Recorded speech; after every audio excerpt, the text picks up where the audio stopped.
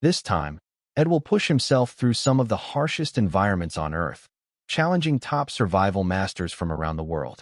At nearly 50 years old, can he still maintain the unbeatable form of a legendary survivalist? Let's follow along and find out. The location of this challenge is the Amazon rainforest. Ed once spent nearly 3 years here, walking close to 7,000 kilometers through its wild terrain, carving out his legend as a survivalist. So for him, returning to the Amazon feels just like coming home. No one knows this land better than he does, and he's arrived with a completely relaxed and confident mindset. His opponent this time is Tony, a man who served in the Special Forces for 13 years. His wilderness survival skills are truly formidable, so when Tony saw Ed, he wasn't afraid at all. After greeting each other, the two began their journey toward the central region of the rainforest.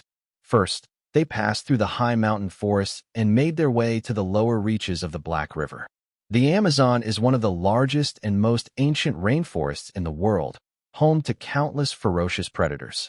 One careless move, and you might just vanish without a trace. Both competitors were allowed to bring only a single knife as their tool. No other survival gear was provided. As required by the referee, this unprecedented showdown officially began.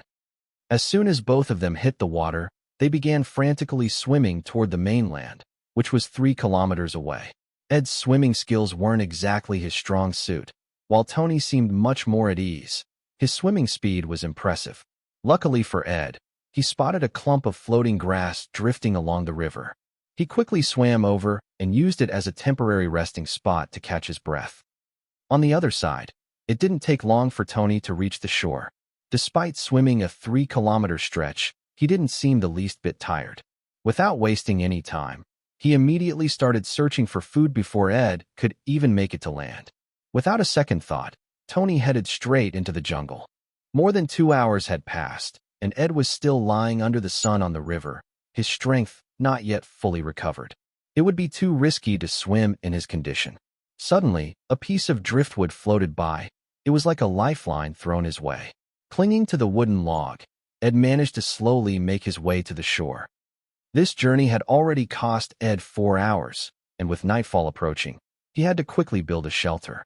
In front of him, he spotted a small pond. The surface was densely covered with water lilies, and these could be just the thing to help fill his stomach. He quickly picked some to eat, then spotted another insect hiding in the lotus leaves, a bonus protein source to help boost his energy. On Tony's side, he had been running non-stop through the rainforest when he suddenly came to a halt. It looked like a snake was blocking his path. As he cautiously approached to check, it turned out to be just a dry leaf. The false alarm made him more alert. After all, this was his first time in the jungle, and he knew he couldn't let his guard down. He gathered a large number of tree barks, tied them around his legs, and used them as makeshift armor. This gave him a sense of safety, even though the rainforest was full of hidden dangers. He continued deeper into the jungle without taking a single break, knowing that his opponent was Ed, a true survival expert. Tony wanted to use this opportunity to widen the gap between them. Suddenly, he spotted a wild chestnut on the path, about the size of a watermelon. This wasn't too surprising, considering this was the Amazon, the largest tropical rainforest in the world. Wild chestnuts are rich in starch and vegetable oils, providing a great source of energy for the body. Tony couldn't believe how smoothly things were going. But with the sun beginning to set, he knew he had to quickly find a place to sleep, unless he wanted to become a midnight buffet for jungle mosquitoes. Meanwhile, Ed was busy chopping down trees to build his shelter. The first step was to set up 2 solid support poles. Then, he tied palm leaves onto the wooden stakes. Just like that, a wild outdoor tent was ready. Without wasting time, Ed moved on to building a fire. In less than 5 minutes, a thin trail of smoke began to rise, followed by a small campfire coming to life. Next, Ed began crafting a bed using palm leaves, getting everything ready for a good night's sleep. Tony was also planning to build a shelter, but with so many insects swarming around him, he decided it needed to be suspended above the ground. He then gathered palm leaves and arranged them around his sleeping area. This would help protect him from both rain and bugs. By the next morning, Tony woke up, packed up his shelter from the night before, and continued moving forward. He kept running madly deeper into the jungle, determined to reach the Black River before Ed. The tropical rainforest was swarming with mosquitoes and ants, and Tony was bitten nonstop throughout his journey. He paused for a moment to think, then realized that the acid in a mosquito nest could repel mosquitoes. Using a wooden stick, he poked the nest and smeared its contents all over his body. This time, it actually seemed to offer real protection against mosquito bites. While walking, Tony suddenly spotted a large rat hole on the ground. Not willing to pass up the protein right in front of him, he began crafting a hunting tool. First, he made a bow from a sturdy stick, then twisted strips of tree bark into a string. He sharpened a few thin bamboo sticks to use as arrows. A quality bow and arrow set was now complete. Ed, on the other hand, took a simpler approach. He just kept moving forward, aiming to reach the Black River area first and figure things out later. Thanks to his strong ability to endure hunger, he only needed water to keep going. He chose to walk along the river for better safety compared to traveling through the forest, although this meant his pace would be slower. To speed things up, he went ashore and chopped down a few hollow tree trunks, using them as makeshift flotation devices to help conserve energy. He thought this would be a safe solution, but to his horror, he suddenly realized there was an anaconda right beneath his feet. This creature could easily kill a crocodile. It's the true king of the river. Ed had no intention of facing it head-on, so he quickly retreated to the shore and continued his journey through the forest instead. But this didn't bother Ed at all. These water vines could easily replenish his hydration. Even though he accidentally slipped while climbing, he didn't mind. He simply chopped the vine and drank straight from it. The taste was like chilled aloe vera juice, refreshing and invigorating. Seeing that it was getting dark again, Ed planned to build a temporary shelter using the bark from the water vines. He used them to craft a hammock. Just as he was about to lie down for a quick rest, the hammock collapsed beneath him. He froze for a few seconds, then let out a sheepish laugh. There wasn't much else he could do. By the time he finished his work, night had already fallen. Ed sat down by the fire, warming up and drying his feet. After being trapped in his boots all day, they definitely needed it. Tony had no intention of building a shelter. He was still sprinting toward the finish line.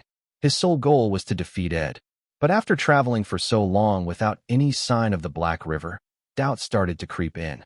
Maybe I've gone the wrong way, he thought.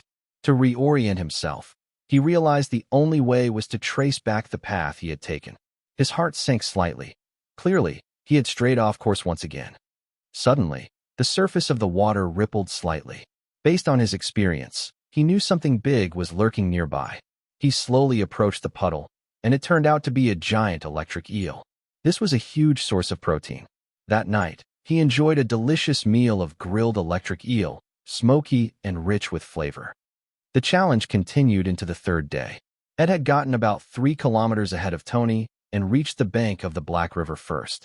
But after 2 full days without a proper meal, his body was reaching its limit. He spotted a mysterious fruit hanging from a tree, its origin unknown. Ed had no idea if it was poisonous or not, but at this point, he could only take the risk. The fruit tasted sweet and sour, much like a loquat. It seemed harmless, at least for now. While gathering his spoils, Ed came across a carob tree. In the Amazon rainforest, these carobs are much larger than the ones you'd find in a supermarket. He split one open and tasted it. The flavor was bitter, with a hint of sweetness, strange but not unpleasant. A little while later, Ed found a few palm fruits on the ground. Though they were already dried up, he pried open the hard shells. What he was really after was the fat, juicy insect hiding inside. The rich, nutty flavor was unmistakable.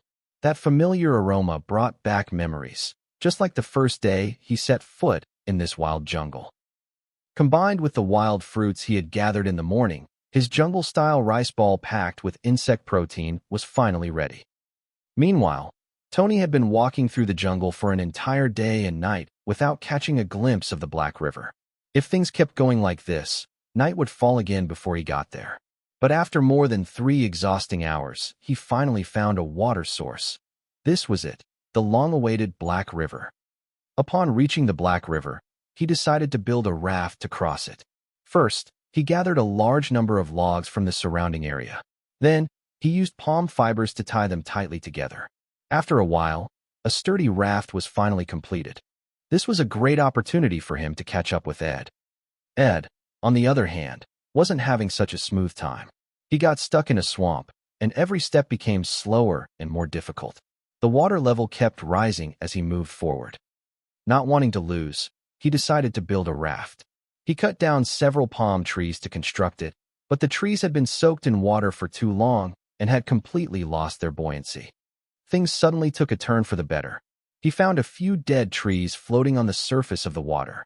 Seizing the opportunity, he quickly built a small raft using these logs. And so, he continued his journey towards the finish line. The sky was showing signs of rain, and at this moment, he urgently needed to build a shelter. He began constructing a makeshift place to spend the night. Despite the increasing intensity of the rain, the water level was rising steadily, and he knew he could be swept away at any moment. He placed a layer of sticks on a frame to make a bed, and gathered a lot of palm leaves to create a roof. It seemed much better now, but the situation was still precarious. On this side, Tony continued to paddle forward tirelessly. Despite being drenched in rain and feeling his body growing weary, he had no intention of stopping. To complete his journey upstream, he had to keep moving. He paddled his boat until nightfall, then pulled ashore to rest. All he needed was to lie on the ground and fall into a deep sleep. The challenge had entered its fourth day. Ed woke up and got out of bed. He had slept quite comfortably the night before. What's more, he had managed to craft a paddle. Now his paddling speed had doubled. On this side, although Tony was ahead of Ed, he found himself in a state of crisis. His body was utterly exhausted, and unlike Ed, he didn't have a paddle. He could only use his hands to row, but the speed was painfully slow. Suddenly, Ed appeared right behind him in a completely unexpected way. Thanks to his paddle, Ed was moving swiftly along the river. With his strong, muscular arms, he rowed like a true professional boat racer. Tony saw Ed getting closer and knew that there was no way he could beat him on the water. Without hesitation, he quickly ran ashore. Taking a shortcut through the forest was his only chance now. In order to beat Ed, he didn't hesitate to wade into the water, even though his swimming skills were still limited. Ed also ran into the jungle to compete with Tony, but he chose a safer route. Instead of swimming across the dangerous river, he decided to take the path through the forest. The finish line was just ahead. Ed picked up speed, swimming toward the boat where the referee was waiting. But then something unexpected happened. The referee announced that the winner was Tony. Ed was stunned. A wave of disappointment washed over him, and he couldn't hide the sadness in his expression. But it was okay. After all, this was just a survival challenge. He smiled, congratulated Tony on his victory, and was happy to walk away with a new friend by his side.